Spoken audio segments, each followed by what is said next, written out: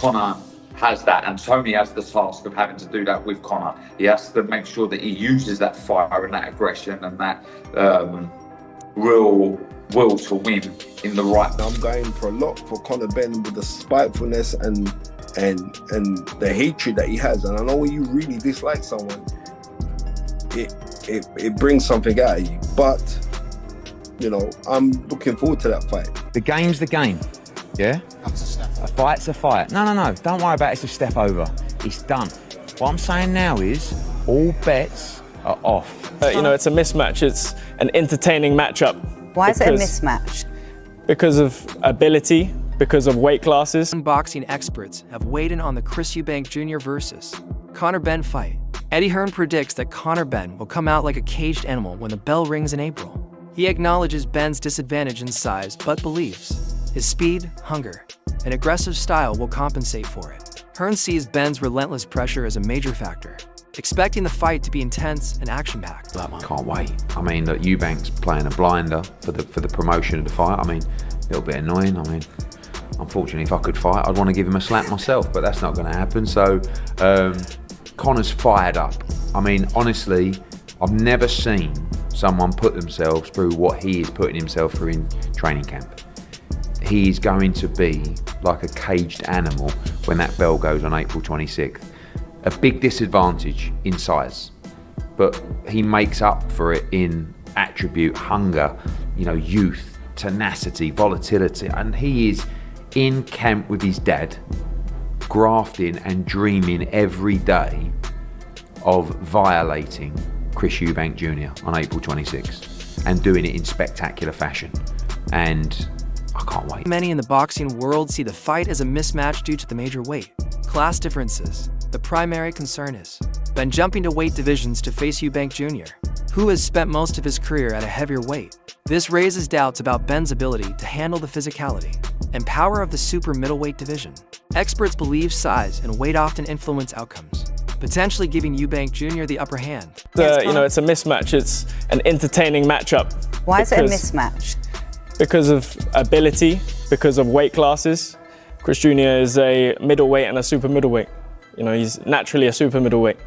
So, you know, he's having to starve himself to come down, and, you know, with all the catch weights and all of this stuff, it's, you know, it's a mismatch. You know, Okay. he is operated at world level. He's been in with the likes of George Groves, and, you know, the list goes on. It's a mismatch in ability and weight class. Spencer Finn, a well-known boxing analyst, highlights the deep-rooted rivalry between the Eubank and Benn families. He points out that their father's legendary fights add an extra layer of intrigue to this matchup. Finn notes that this generational rivalry has captured public interest, making the fight highly anticipated.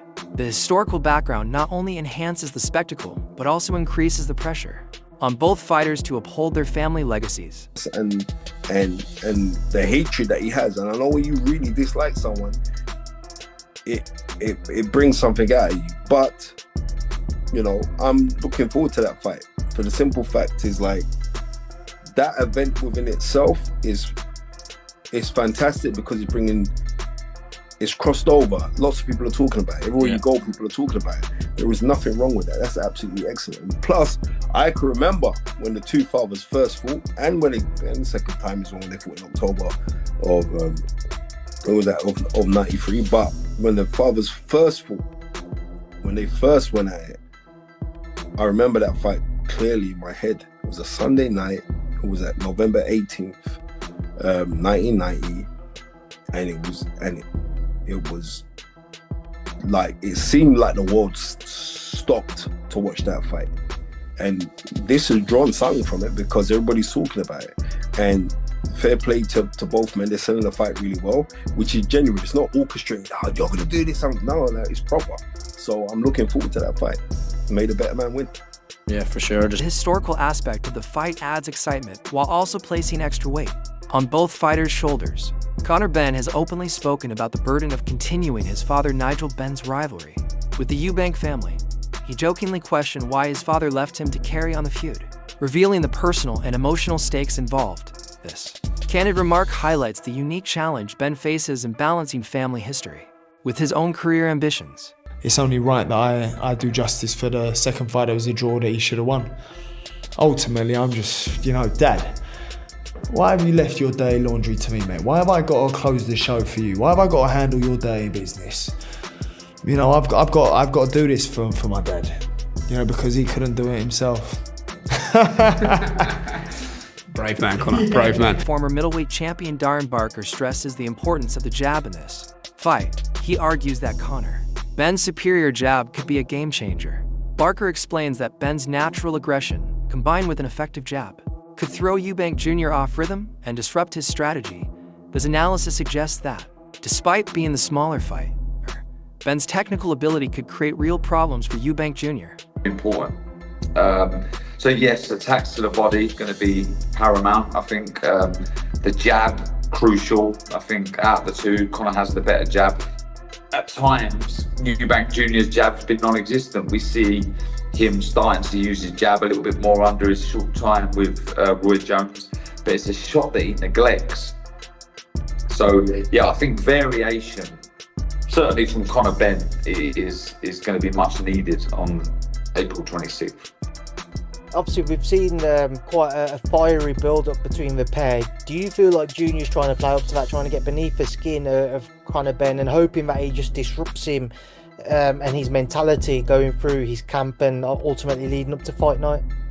Yeah, I think so. That's maturity and experience. That's how. But Conor's naturally fiery. Conor has that bit between his teeth. He's his dad's son. His dad was as fiery as they come, and so was Conor.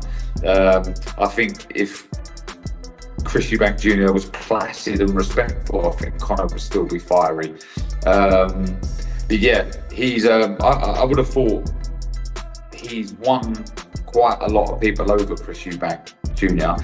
Although him and his dad have always been Marmite, you either love him or you hate him. I think where he's been so outspoken and he said things a lot of people probably wouldn't have. People have sort of warmed to him, but there's always a goodie and a villain in a lot of these grudge matches. But this one seems to have really a split opinion. They both. Renowned trainer Roy Jones Jr. has worked extensively with Chris Eubank Jr. and attests to his improvements.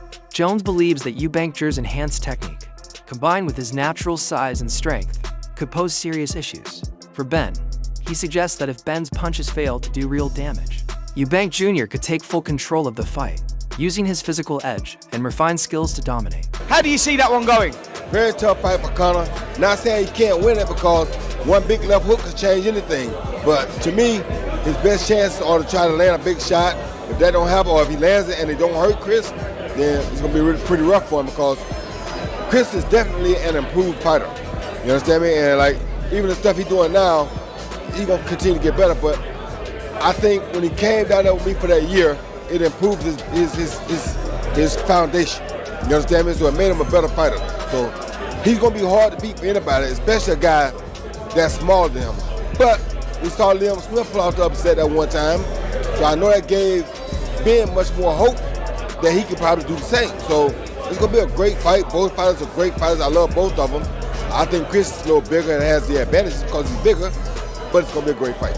You know what? A lot of people are talking about it, Roy. You know about cutting weight and whatnot. A lot of people are talking about Chris Eubank Jr. now being at 160 and maybe being tight at that weight now. But the rehydration clause, £10, I'm saying, listen, with a £10 rehydration clause in it, that won't affect him at all. That won't affect him at all, but I don't really think. Interview 7 former super middleweight champion Carl Frock has expressed mixed feelings about the fight. He points out that Eubank Jr.'s infrequent activity in the ring, along with Benn's lack of experience at higher weight classes, reduces the fight's appeal. Frock's opinion reflects the views of some in the boxing world, who question whether this matchup is truly competitive or exciting enough to draw major interest. The Chris Eubank Jr. Conor Benn fight does absolutely nothing for me. Really? Yeah, Chris Eubank Jr. lost to George Groves, he lost to Billy Joe Saunders, he doesn't box, he boxes once a year. He looked terrible in his last fight.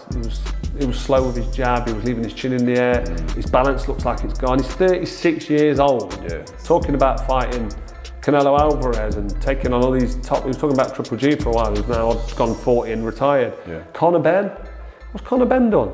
Not a lot, to be He fair. beat Chris Algieri and failed, he's failed that drugs test. We're not seeing him do anything. Yeah. He's fought nobody, he's not developed. He's not developed, he's done nothing. So for Conor Benn to jump in there with Chris Eubank Jr, the only reason that fight would be close is because they're probably going to drain Eubank down to 160, a middleweight.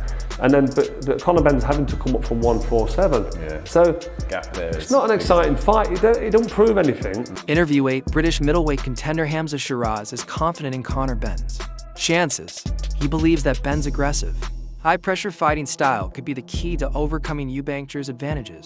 Shiraz's perspective highlights the possibility that Benn's relentless approach could neutralize the size difference, making the fight more competitive than some expect. And won't get the better of Eubank? I think Conor Benn beats Eubank, but I kind of need Eubank to win. Do you know what I mean? For myself, from a selfish perspective, I need him to win.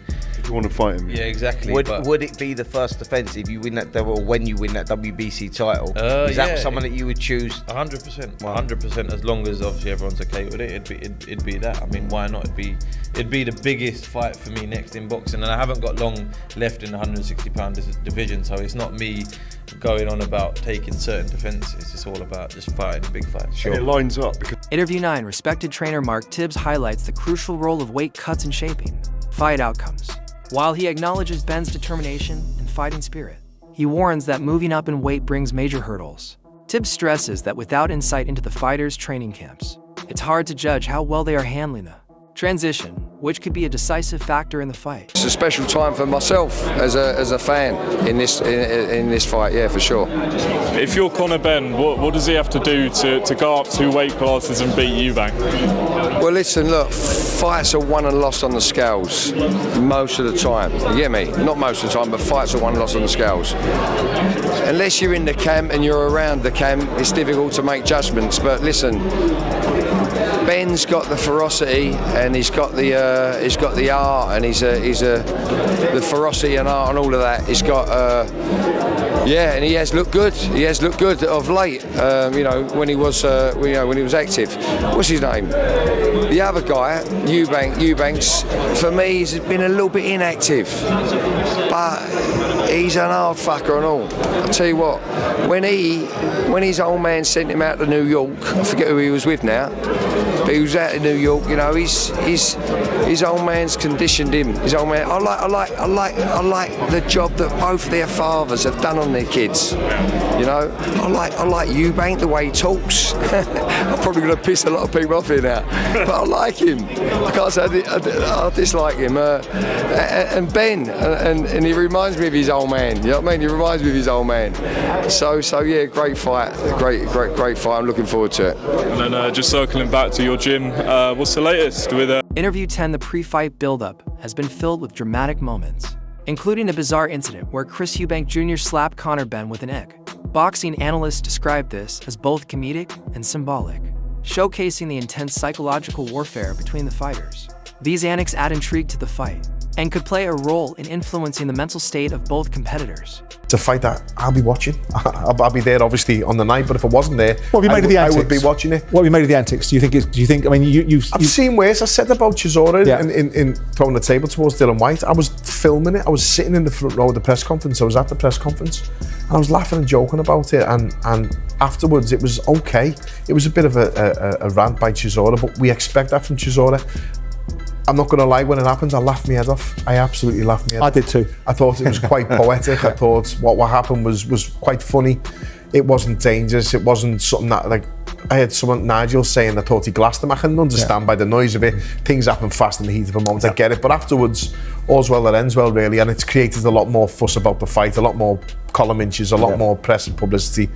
All publicity is good publicity, but then the board come in and think you can find a fight at £100,000 for it, and that's their prerogative, but it didn't sit right with me. Interview 11, some boxing analysts have questioned the timing of this fight, suggesting it might have been more exciting had it happened earlier in their careers.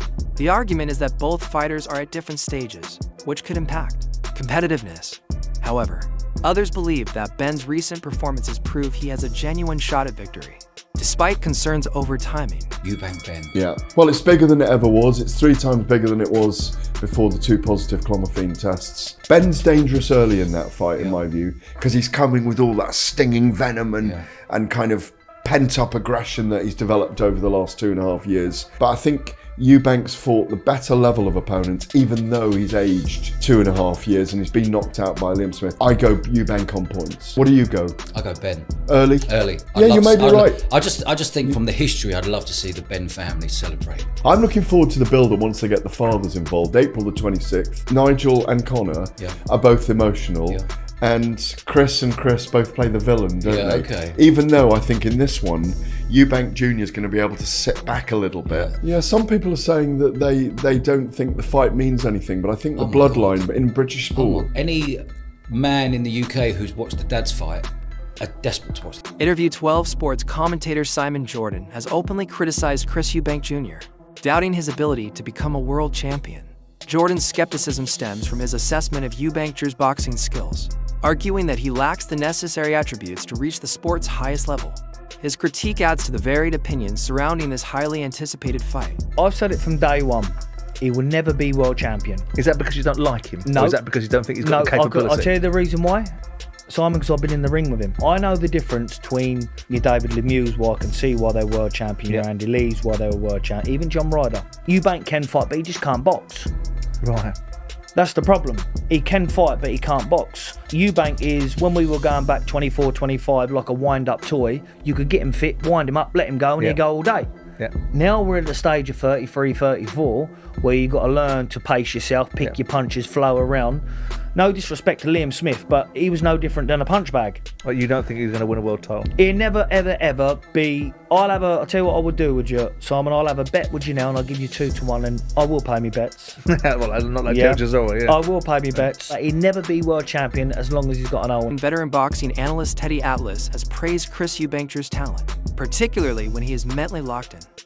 Atlas highlights Eubank Jr.'s discipline and experience as key factors, emphasizing that his mental focus will be crucial to his performance.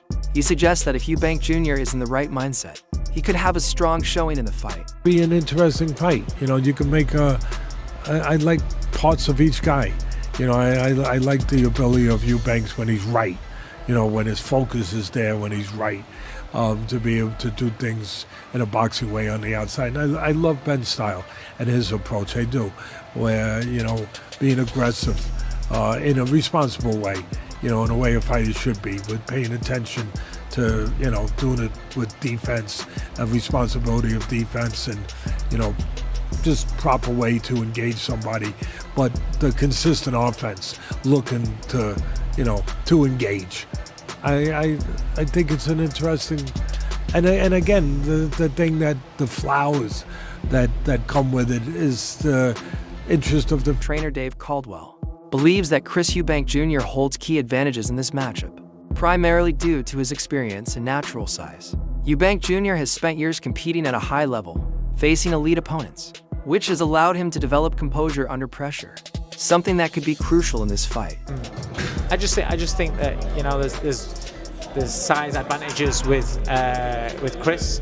There's experience at fighting at a higher level with Chris, but there's also a lot more wear and tear on Chris.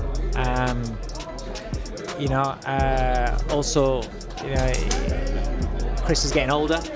Making 160 is getting harder, but just getting older as a you know, is a fact. Age catches up on us, and I thought in his last fight, I did think he looked old. So there are a lot of factors to this fight. There's, you know, Conor Benn's not boxed at the level. Not that Chris is, you know, an amazing level, but he's not had the same sort of experience as what Chris has had. But also, he's sharper, he's faster, and we've seen that Chris can get knocked out, so you don't know what's going to happen. Caldwell also noted that stepping into the ring against a much larger opponent requires complete self-belief. However, he warned that the rehydration process after a tough weight cut could impact performance.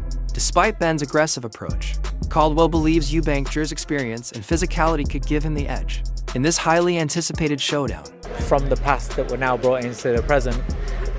So yeah, that's good, and I'm glad Chris and his dad have made up, because I know that they seem to have had the problems and stuff. So that's good to hear.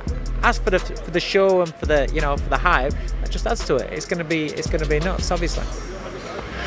What you're saying in regards of two things here, how much of that Conor Benn having to make up that weight where Eubank is, and also the rehydration, which kind of limits Eubank for the next day. What do you think about those situations? Well, I'm not a fan of rehydration clauses, to be fair. When it's, you know, I get the IBF is world title fight, that's their rules, not a problem. £10. But when it's not a title fight, if you're picking a fight against a guy that's a lot bigger, you're believing that you can beat that man. Well, it said that he only puts on about £8-9 anyway. So really, if that's the case, then it doesn't really make any difference. So crack on. The question for me is, does Eubank stay strong, get into 160? Because in his last fight, it's also the first time I've looked at him and thought, you look cold. So I don't know. Benn's going to go in there swinging, guns blazing. I don't know what he walks around at. He's not really been a puncher at light middleweight when he's boxed, you know, that sort of weight a couple of times. I don't know. It's interesting. It's one of those fights where you think that the bigger man should win and he should be able to do a job on him, but the pace and intensity that Conor Benn's going to bring as well, it could catch him. It's not like now how it was before, where you look. That wraps up today's video. Stay tuned for more updates.